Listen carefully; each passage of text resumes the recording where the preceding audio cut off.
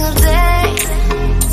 I'm gonna make hello दोस्तों, मेरा नाम है विशेष गोयल और आप देख रहे हैं मेरा चैनल विकी वर्ल्ड। तो आपका बहुत बहुत स्वागत है दोस्तों। तो आज की वीडियो में हम बात करने वाले हैं कोऑपरेटिव सोसाइटीज़ के बारे में। पिछली वीडियो में मैंने आपसे बात करी थी एलएलपी के बारे में और आज ये आखिरी वीडियो है इस चैप्टर की। कोऑपरेटिव सोसाइटी के बारे में डिस्कस करेंगे, फिर चैप्टर खत्म। अब कोऑपरेटिव सोसाइटी क्या होती है? ये एक ऐसी वॉलंटरी एसोसिएशन है लोगों की जिसमें वो सब एक साथ आते हैं और कॉमन इकोनॉमिक और सोशल इंटरेस्ट को प्रोटेक्ट और प्रमोट करते हैं। अब इसमें ना काफ़ी सारे प्रिंसिपल्स होते हैं जिसमें collective effort, mutual self help, equality, democracy, distributive justice, freedom, ये सब चीज़ें इसमें होती है। ये जो है एक अटेम्प्ट है जो पुअर और वीक पर्सनस हैं उनको एक आपस में वो एक दूसरे को प्रोटेक्ट करें, उनको मदद करें ताकि जो इकोनॉमिकली स्ट्रांग लोग हैं उनके एक्सप्लॉयटेशन और ऑपरेशन से बचाया जा सके। अब जो कोऑपरेटिव ऑर्गेनाइजेशन है वो एक ऐसी वॉलंटरी एसोसिएशन है, किसकी? ऐसे इंडिविजुअल्स की जो एक साथ आते हैं अपने कॉमन इंटरेस्ट को प्रमोट करने के लिए। अब जो ऑब्जेक्टिव है एक कोऑपरेटिव ऑर्गेनाइजेशन का वो इकोनॉमिक होता है कैरेक्टर में, मतलब पैसे से रिलेटेड होता है। वो जनरली फॉर्म और रजिस्टर करी जाती है किसके under? Indian cooperative societies act 1912, 1912 में बना था एक्ट। तो मतलब हम 2022 चल रहा है ये, तो सोचो इतने साल हो गए, 110 साल। ठीक है, तो ये कौन क्रिएट करता है? इंडिविजुअल्स करते हैं। उनके मीन्स उनके वो क्या रहता है यार कि उनको प्रोटेक्ट करने हैं इकोनॉमिक इंटरेस्ट। अब ये जो ऑर्गेनाइजेशन का फॉर्म है ये हर तरीके से काम किया जाता है, मतलब इकोनॉमिक एक्टिविटीज़ में रहती है और जो इसका स्कोप है वो काफ़ी वाइड रहता है क्योंकि मेंबर्स इसमें बहुत सारे हो सकते हैं। अब आजकल ना जो बहुत सारी क्रेडिट सोसाइटीज़ हैं, रिटेल स्टोर्स हैं, building societies, marketing societies, producer societies जो हैं वो बनाए जाते हैं, रन करते हैं कोऑपरेशन के बेसिस पे। तो कोऑपरेशन इसमें काफ़ी ज़रूरी है। मैंने आपको 2 डेफिनेशंस ऊपर बताई थी, नीचे 2 डेफिनेशंस आप और देख सकते हो सामने स्क्रीन पर। ठीक है, जितनी मन करे याद कर लेना। अब फटाक से बात कर लेते हैं इसके फीचर्स के बारे में। यार 7 पॉइंट्स हमारे पास। सबसे पहला है वॉलंटरी एसोसिएशन। अब कोऑपरेटिव ऑर्गेनाइजेशन जो है वो एक वॉलंटरी एसोसिएशन है ऐसे इंडिविजुअल्स की जो अपने इकोनॉमिक स्टेटस को इम्प्रूव करना चाहते हैं थ्रू जॉइंट एफर्ट्स। अब किसी को फोर्स नहीं किया जाता है कि वो एक मेंबर बने या फिर एक मेंबर की तरह कंटिन्यू करे। जो लोग हैं जिनके कॉमन इंटरेस्ट हैं वो लोग ज्वाइन कर सकते हैं और नोटिस देने के बाद उसे लीव भी कर सकते हैं। तो उनकी मर्जी चलती है यहाँ पे। दूसरा रहता है लीगल स्टेटस। अब ये कंपलसरी कोऑपरेटिव सोसाइटी के लिए कोई अपने आप को रजिस्टर करा ले कोऑपरेटिव सोसाइटीज एक्ट के अंडर। जब रजिस्ट्रेशन हो जाता है तो उसके एक सेपरेट लीगल एंटिटी मिल जाती है, यानी कोऑपरेटिव सोसाइटी अपने मेंबर से अलग होती है। वो प्रॉपर्टी अपने नाम में खरीद बेच सकती है, कॉन्ट्रैक्ट में अपने नाम पे एंटर कर सकती है। अगर उसके जो मेंबर्स हैं उनकी डेथ हो जाती है, इंसॉल्वेंसी, इनकैपेबिलिटी होती है, तो उससे कोई फर्क नहीं पड़ता इसकी एग्जिस्टेंस पे। थर्ड पॉइंट है लिमिटेड लायबिलिटी। जो मेंबर्स होते हैं कोऑपरेटिव सोसाइटी के उनकी लायबिलिटी लिमिटेड रहती है। कितना? जितना उन्होंने कैपिटल कंट्रीब्यूट करी है उसके हिसाब से। इसीलिए ये एक मैक्सिमम रिस्क बन जाता है कि जो मेंबर बियर कर सकता है, इससे ज़्यादा उसे पैसा नहीं मांग सकते। फोर्थ है यहाँ पे सर्विस मोटिव। जो कोऑपरेटिव्स है उसके फॉर्मेशन किस चीज़ पे बेस्ड होता है? सर्विस मोटिव पे, ना कि प्रॉफिट मोटिव। इनका ऑब्जेक्टिव ये है कि वो अपने मेंबर्स को सर्व करें, ना कि प्रॉफिट बढ़ाएं। ये सोसाइटीज़ जो है लोग अलग अलग टाइप से बनाते हैं, अलग अलग टाइप की सर्विसेज देने के लिए मेंबर्स को। फिफ्थ पॉइंट कहता है इक्वालिटी ऑफ वोटिंग राइट्स। जो मेन प्रिंसिपल है कोऑपरेटिव सोसाइटी का वो ये है 1 मैन 1 वोट। अब इसमें जो मैनेजमेंट है वो कोऑपरेटिव सोसाइटी का एक डेमोक्रेटिक है। जो डिसीजंस है ना, इंपॉर्टेंट डिसीजन, वो बिल्कुल मेजोरिटी के हिसाब से लिए जाते हैं, सब लोग उसमें वोट करते हैं। 6 पॉइंट इसमें डेमोक्रेटिक मैनेजमेंट। वही बात आती है कि जो मैनेजमेंट है कोऑपरेटिव सोसाइटी का वो डेमोक्रेटिक लाइन्स पे बेस्ड है। एक बॉडी ऑफ मेंबर्स जो है इलेक्ट करी जाती है जो बिजनेस को कंडक्ट करेंगे, कंट्रोल करेंगे। तो ये 1 मैन 1 वोट सिस्टम यहाँ पे चलता है। 1 मैन 1 वोट। मेंबर जो अपने सजेशंस दे सकते हैं, ओपिनियंस दे सकते हैं, प्रॉब्लम्स बता सकते हैं। 7th एंड लास्ट पॉइंट है इसमें डिस्पोजल ऑफ सरप्लस। सरप्लस माने क्या? प्रॉफिट। जो सरप्लस है, जो पूरा साल इन्होंने काम किया है, वो मेंबर्स को ऐसे डिस्ट्रीब्यूट नहीं किया जाता जैसे कंपनीज में डिविडेंड की तरह बांट दिया जाता है। अब जो स्पेसिफिक पोर्शन है प्रॉफिट्स का वो ट्रांसफर किया जाता है स्टैट्यूटरी रिजर्व फंड में, मतलब बेसिकली रिजर्व्स में डाला जाता है। और एक फेयर रेट ऑफ इंटरेस्ट जो है वो कैपिटल पे दिया जाता है जो मेंबर्स ने कैपिटल उसमें लगाई है। उसके बाद भी अगर प्रॉफिट बचता है तो वो फिर मेंबर्स में बांट दिया जाता है कि भैया जिसने जितना बिजनेस किया है उसके हिसाब से प्रॉफिट दिया जाता है। तो ये सारी चीज़ें ना पहले से डिसाइडेड रहती हैं। ठीक है, तो ये हो गए हमारे फीचर्स। अब बात करते हैं types of cooperative societies. Total 6 type की कोऑपरेटिव सोसाइटीज होती है। सबसे पहले होती है कंज्यूमर कोऑपरेटिव सोसाइटी।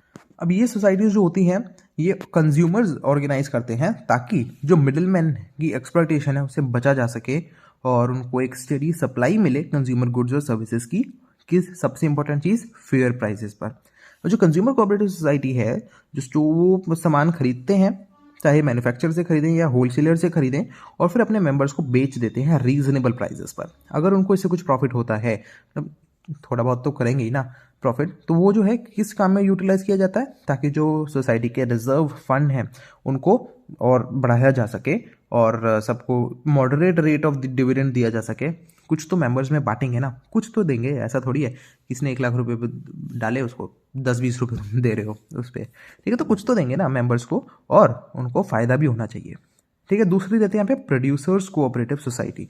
ये जो सोसाइटी है ये स्मॉल प्रोड्यूसर्स बनाते हैं ताकि वो बिग प्रोड्यूसर्स के लड़ सकें। तो इसमें जो मेंबर्स हैं उनको अगर कैपिटल की ज़रूरत है, मटेरियल की ज़रूरत है, इक्विपमेंट की ज़रूरत है, वो सारी चीज़ें उनको दी जाती है ताकि वो अपने स्किल्स यूज़ कर सके गुड्स एंड सर्विसेज प्रोड्यूस करने के लिए। जो सोसाइटी है वो ऐसी चीज़ें मेंबर्स को सप्लाई करती है और वो जो सामान प्रोड्यूस करते हैं वो इनसे ले लेती है। तो जो प्रोड्यूसर सोसाइटी है वो केवल सामान और पैसा नहीं देती है स्मॉल आर्टिजन्स को, बट उनके प्रोडक्ट्स बेचने की जिम्मेदारी भी लेती है। थर्ड है कोऑपरेटिव मार्केटिंग सोसाइटी। और जो कोऑपरेटिव मार्केटिंग सोसाइटी है इससे स्मॉल प्रोड्यूसर्स की वॉलंटरी एसोसिएशन है जिनको लगता है कि हम प्रॉफिट पे गुड्स नहीं बेच पा रहे हैं। जो मेन पर्पस है सोसाइटी का वो ये इंश्योर करता है कि एक स्टेडी और फेवरेबल मार्केट मिले उसके मेंबर्स को। जो आउटपुट है वो एक तरह पूरा जो है पूल किया जाता है और बेस्ट प्राइस पे उसको बेचने की कोशिश करी जाती है। जो सेल प्रोसीड्स हैं वो सब मेंबर्स में बांट दी जाती है कि भैया जिसने जितना सामान दिया उस हिसाब से उसको पैसे दे दिए जाएंगे, ठीक है। जो मार्केटिंग कोऑपरेटिव सोसाइटी है वो मिडिलमैन को एलिमिनेट करती है और ऑनेस्ट ट्रेडिंग प्रैक्टिसेस करती हैं, जैसे सामान को वेट करना हो, मेजर करना हो, अकाउंटिंग करनी हो, इसमें सब फेयर रहता है। फोर्थ इसमें होता है क्रेडिट कोऑपरेटिव सोसाइटी। ऐसी सोसाइटी हैं जो फाइनेंशियल हेल्प देती हैं मेंबर्स को लोन्स के फॉर्म में। जो फंड्स हैं इन सोसाइटी का उसमें शेयर कैपिटल कंट्रीब्यूट करते हैं सब मेंबर्स और सब लोग डिपॉजिट करते हैं, ठीक है। अब जो फंड्स है ना वो लोन्स दिए जाते हैं ऐसे लोगों को जिनको ज़्यादा ज़रूरत है और इंटरेस्ट इसमें भी बहुत ज़्यादा नहीं लेते हैं। जो मेंबर्स हैं वो प्रोटेक्ट किए जाते हैं मनी लेंडर्स वगैरह की एक्सप्लॉयटेशन से, जो पता नहीं भैया कितना इंटरेस्ट ले लेते हैं, बहुत ज़्यादा इंटरेस्ट झाड़ लेते हैं, उनसे इनको प्रोटेक्ट करने में काफ़ी हेल्प करते हैं ये। तो इसमें एक और पर्पज़ ये रहता है कि वो थ्रिफ्ट को प्रमोट करना चाहते हैं। अब अगर आप पूछ रहे हैं थ्रिफ्ट क्या होता है, तो वो होता है कि मनी और जो बाकी रिसोर्सेज हैं उनको अच्छे से यूज़ करना, ठीक है, उनको वेस्ट ना करना, ढंग से यूज़ करना। तो बेसिकली इसमें मनी को ढंग से यूज़ करने की बात होती है। फिफ्थ यहाँ पे पॉइंट आता है फार्मर्स कोऑपरेटिव सोसाइटी। अब ये ऐसी कोऑपरेटिव सोसाइटी है जो फार्मर्स से रिलेटेड है, नाम से पता चल रहा है। जो स्मॉल फार्मर्स हैं वो एक साथ आते हैं, अपने रिसोर्सेज को पूल करते हैं ताकि लैंड को अच्छे से कल्टीवेट किया जा सके। उनका ऑब्जेक्ट ये है कि economies of large scale farming ये रख सके कि छोटे छोटे लैंड में मिलाएंगे, बड़ा लैंड बन जाएगा, उस पर फार्मिंग करेंगे तो इनको फ़ायदा होगा और एग्रीकल्चरल आउटपुट बढ़ जाएगा। ऐसी सोसाइटीज़ ना ऐसी हमारी इंडिया जैसी कंट्रीज़ में काफ़ी ज़रूरी है जहाँ पे एग्रीकल्चर को सब डिवीजन और फ्रेगमेंटेशन ऑफ लैंड से बहुत सफ़र करना पड़ता है, मतलब लैंड के छोटे छोटे टुकड़े होते जाते हैं।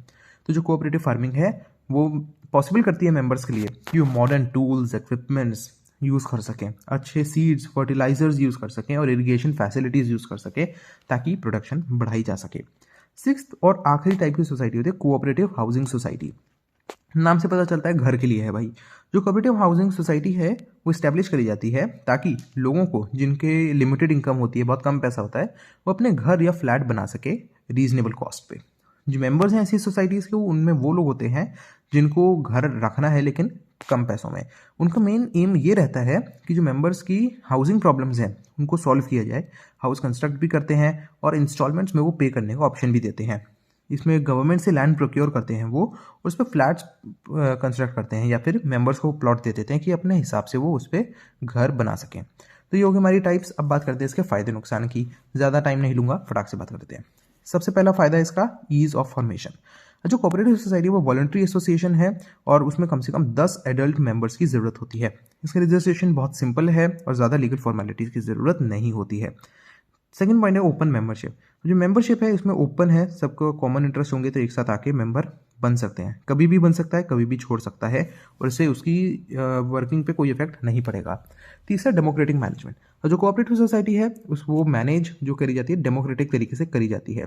वन मैन वन वोट, जैसा मैंने आपको बताया था, सबको इक्वल राइट्स मिलते हैं मैनेजमेंट में, सबको हक मिलता है।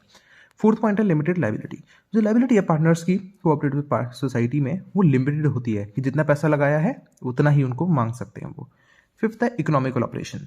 अब इसमें क्योंकि इकोनॉमिकल रहती है क्योंकि मिडिल मैन को एलिमिनेट कर दिया जाता है और वो वॉलंटरी सर्विसेज देते हैं मेंबर्स को, ठीक है। फिर सिक्स्थ है स्टेबिलिटी।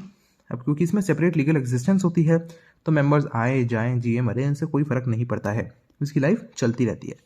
सेवंथ हो है गवर्नमेंट सपोर्ट। गवर्नमेंट जो है काफ़ी हेल्प देती है कोऑपरेटिव सोसाइटीज़ को, जैसे इंटरेस्ट वगैरह काफ़ी कम देती है, टैक्सेस में रिलीफ देती है। और एट्थ पॉइंट आखिरी है promotion of social values. Cooperative society social justice और म्यूचुअल कोऑपरेशन को प्रमोट करते हैं। ये सेल्फ हेल्प को प्रमोट करते हैं, मॉरल वैल्यू को प्रमोट करते हैं मेंबर्स में। वो जो इकोनॉमिक पावर है जो कुछ हाथों में रह जाती है उसको भी ख़त्म कर देते हैं। फिर लास्ट टॉपिक आता है इसमें लिमिटेशंस। यहाँ पे हमारे पे 5 छोटे छोटे पॉइंट्स है। सबसे पहला है लिमिटेड कैपिटल। जो कोऑपरेटिव ऑर्गेनाइजेशन है ये ऐसे लोग बनाते हैं जिनके रिसोर्सेज बहुत कम होते हैं और उनके पास ज़्यादा पैसा नहीं होता, तो वो कंपल्जन भी ऐसी कोई नहीं होती कि एक मेंबर एक से ज़्यादा शेयर ले, तो बेसिकली पैसे उनके पास ज़्यादा नहीं होते हैं। दूसरा पॉइंट है इनएफिशिएंसी इन मैनेजमेंट। जो कोऑपरेटिव सोसाइटी है वो ज़्यादा अट्रैक्ट नहीं कर सकती मैनेजर्स को, एम्प्लॉय नहीं कर सकती। क्यों? क्योंकि इतना पैसा वो नहीं दे सकते हैं। जो मेंबर्स हैं अगर कोई ऐसा आता है ऑनररी सर्विस देता है वॉलंटरी बेसिस पर, तो वो जनरली प्रोफेशनली इक्विप्ड नहीं होते कि वो मैनेजमेंट को ढंग से संभाल सके, ठीक है। तो मतलब ज़्यादा एक्सपर्ट्स इसमें नहीं होते हैं। थर्ड है लैक ऑफ मोटिवेशन। अब कोऑपरेटिव ऑर्गेनाइजेशन में एफर्ट्स और रिवॉर्ड के बीच में कोई डायरेक्ट लिंक नहीं है कि ज़्यादा मेहनत करोगे तो ज़्यादा पैसा मिलेगा, तो इसलिए जो मेंबर्स हैं अपने बेस्ट एफर्ट्स डालने के लिए मोटिवेट नहीं होते हैं। फोर्थ है इसमें कन्फ्लिक्ट्स अमंग मेंबर्स। जो मेंबर्स हैं वो अलग अलग सेक्शन से आते हैं सोसाइटी के, उनको ओपिनियंस में डिफरेंस हो सकता है। अगर ऐसा है कि कोई जो मेंबर है वो रिजिड एटीट्यूड फॉलो करता है तो कॉन्फ्लिक्ट्स हो सकते हैं।